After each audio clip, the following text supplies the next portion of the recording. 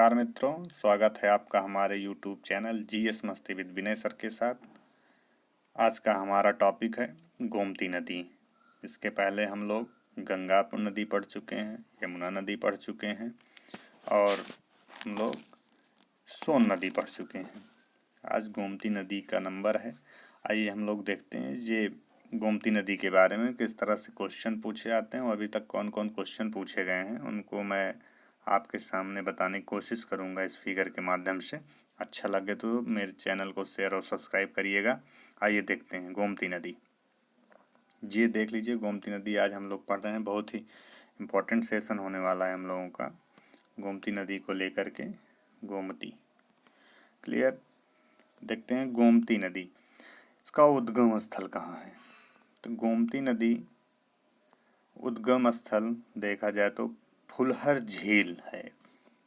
पीलीभीत जिले में एक फुलहर झील है जो उत्तर प्रदेश में स्थित है। वहीं से गोमती नदी का उद्गम माना जाता है। कहाँ से? फुलहर झील से उद्गम पहुँचता है। यह 200 मीटर की ऊंचाई, मतलब 200 मीटर की ऊंचाई का जिक्र कर रहा है। यह 200 मीटर की ऊंचाई से निकलने वाली, अर्थात 200 मीटर की ऊंचाई जहाँ आ जाती है वहाँ क्या होता है, वहाँ पे मैदान शब्द आ जाता है। क्या आ जाता है? मैदान, अर्थात मैदानी क्षेत्र से। क्वेश्चन यहाँ से यूपीएससी यूपीपीसीएस वगैरह में पूछा है। 200 मीटर कैसे शब्द लिख दिया था, 200 मीटर की ऊंचाई से निकलने वाली नदी। तो लोग नदी पहाड़ झरने देखने लगे, कौन सी नदी कहाँ से निकली है। तो ये नहीं देखना है, हमें ये देखना है कि 200 मीटर की ऊंचाई अर्थात मैदानी क्षेत्र। ये 200 मीटर का मैटर आया कहाँ, मैं बता देता हूँ। देखिए हमारी पहली क्लास पढ़े रहे होंगे तो उसमें मैं बता रहा हूँ ज्योग्राफी से। एक होता है पर्वत, पहाड़ी, पठार, ये मैदान, और यहाँ सी लेवल होता है। जहाँ से सी लेवल होता है 0 किलो माइल कहते हैं, जो चेन्नई से मापा जाता है। कहाँ से? चेन्नई। क्लियर।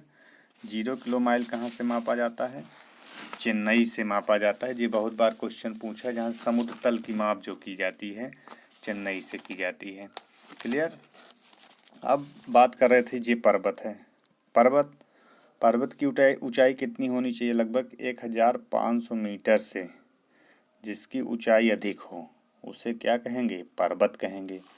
अब पर्वत के बाद आ जाएगी पहाड़ी। क्या? पहाड़ी आएगी। पहाड़ी का क्या है? पहाड़ी हो जाएगी हमारी 1500 से 1000 के मध्य, 1000 मीटर, 1500 से 1000 मीटर के मध्य जिसकी ऊंचाई होगी उसको पहाड़ी के अंतर्गत रखा जाता है। क्लियर। फिर आता है हमारा पठार। पहाड़ी से छोटा होगा पठार, हो सके कुछ समतल हो, तो जो पठार होगा वो हमारा 1000 मीटर से 600 मीटर के अंदर जो होगा पठार होगा। बात करते हैं मैदान की। आता है मैदान। मैदान शब्द, जो मैदान होगा समतल होगा, थोड़ा बहुत ऊठा होगा, अर्थात 600 मीटर से जिसकी, जैसे 600, 500, 400, 300, 200, मतलब 600 मीटर का जिक्र करें, 400, 500, 300, 200, एक वो मैदान के अंतर्गत रखा जाता है।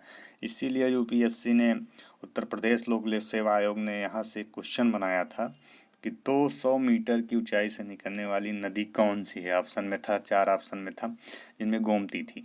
तो जिनको ये चीज़ें नहीं पता थी वहाँ पे, वो तो गलत करके 100% से हो रहे होंगे। ये चीज़ ध्यान दे लीजिएगा, इसे इसलिए बता रहा हूँ क्योंकि कभी मैं भी इस पे फंसा था।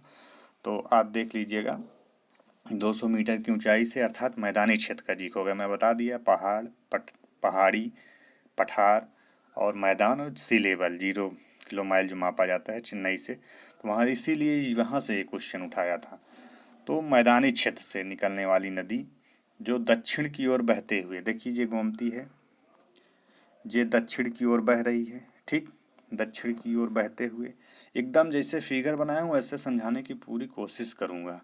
आप बस दिमाग में अपने फीड कर लीजिए मेरा लेक्चर। बस दक्षिण की ओर बहते हुए गाजीपुर के निकट, कहाँ पे? गाजीपुर के निकट ये मिल रही है। गाजीपुर के निकट गंगा में मिलती है। ये गंगा नदी आई है, ये गंगा की सहायक नदी है। गंगा के देखो कौन से तट पर है, तुम देख रहे होगे तुम्हारे दाहिने दिख रहा, लेकिन नहीं, अपने को तुरंत उल्टा कर लिया करिए क्योंकि नदी उधर से आ रही है। तो ये बाएं तट पे मिलती है। बाएं तट पर मिलती है गंगा के किस तट पर मिलती है? गंगा के बाएं तट पर मिलती है। इसकी सबसे बड़ी सहायक नदी सई है। देखिए गोमती की सबसे बड़ी सहायक नदी एक सई नदी आई जो प्रतापगढ़ होते हुए गई ना। इसका उद्गम कहाँ है सई का? ये हरदोई जिला अर्थात यूपी से निकली हुई है। मिलती कहाँ है? जौनपुर में आके मिल जाती है गोमती नदी में। और किस तट पे मिलती है जौनपुर के निकट?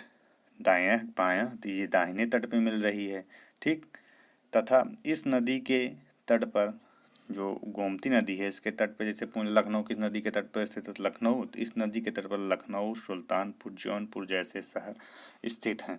ठीक, गोमती नदी के तट पर लखनऊ, जौनपुर, सुल्तानपुर जैसे शहर स्थित हैं।